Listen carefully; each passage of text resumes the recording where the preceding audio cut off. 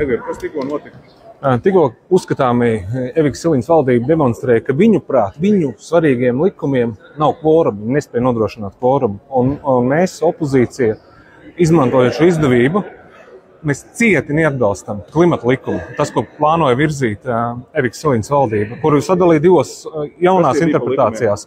Likums par piesārņojumu un likums par ekonomiskās ilgtspējas attīstību. Tas pats klimata likums, kas uzliek mums jaunas, neizpildāmas klimata prasības. Tas ir tas, ko tu cits starp Andriju un visu apvienotais saraksts aicina šobrīd nevirzīt vispār kopumā, raugoties to, kas notiek pasaulē. Un šī jau ir trešā reize, kad valdība nespēja šim likumam nodrošināt kvorumu. Mēs to izmantojam. Mēs nepieļausim nevienu likumdošanas iniciatīvu, kas vājina mūsu ekonomiku, nevis stiprina to. Tāpēc ir izmantojam mūsu pilnvaras, aicinājumu izņemt viņu no dienas kārtības, lai varētu turpināt saeimas sēdi. Koalīcija izlēma nē, spītēsies pretī, tad šodien arī šo sēdi beidzam. Kamēr šāda likumi būs, mēs izmantosim visas iespējas, vai nu balsojot pret, vai nepiedaloties balsojumā, lai šādas normas netiktu pieņemtas. Mēs piedāvājam izslēgt šīs divas normas.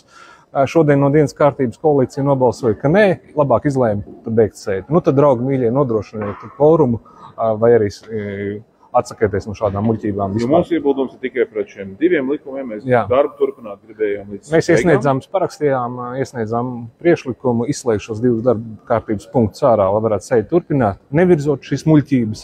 Viņi izvēlējās citu ceļu. Labi, tad šodien viņiem brīvdiena. Kāpēc šie divi likumprojekti ir bīstami Latvijas iedzīvotājiem? Mēs raugamies vispār no klimata mērķiem, kurus mēs esam uzstādījuši. Mēs redzam, kas notiek pasaulē. Mēs ļoti labi apzināmies, ka mēs padarām mūsu ekonomiku nekonkurētspējīgu, finansiāli nekonkurētspējīgi. Mēs apdraudam daudzus mūsu īpaši reģionu uzņēmējus, darba devējus to, ka faktiski mēs labi apzināmies, ka mēs ejam uz viņu slēgšanu. Mēs viņiem palīdzēt nevarēsim.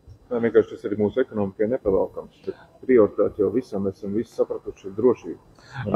Pirmām kārtām mums šobrīd nauda ir nepieciešama aizsardzības, iekšlietu spēju stiprināšanai un mums ir demogrāfijas vajadzību apmierināšanai. Tādos jautājumus mēs kaut kā virzam tikai tēzēs. Bet mēs neesam pret, mēs lūdzam šobrīd iesaldēt klimata mērķus.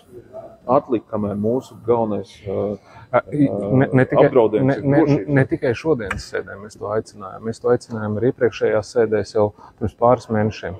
Šī lieta koalīcija neinteresē. Ja interesē šos fondus visticamāk, kuri nāk līdzi, šos fondus apsaimniekot īstermiņā, kuri būs tie, kas izdalīsies naudiņas, kuri apgūs šīs naudiņas, nevis skatās visu tautsaimniecību kopumā.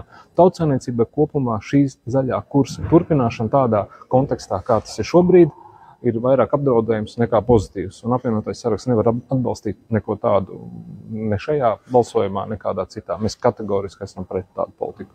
Paldies.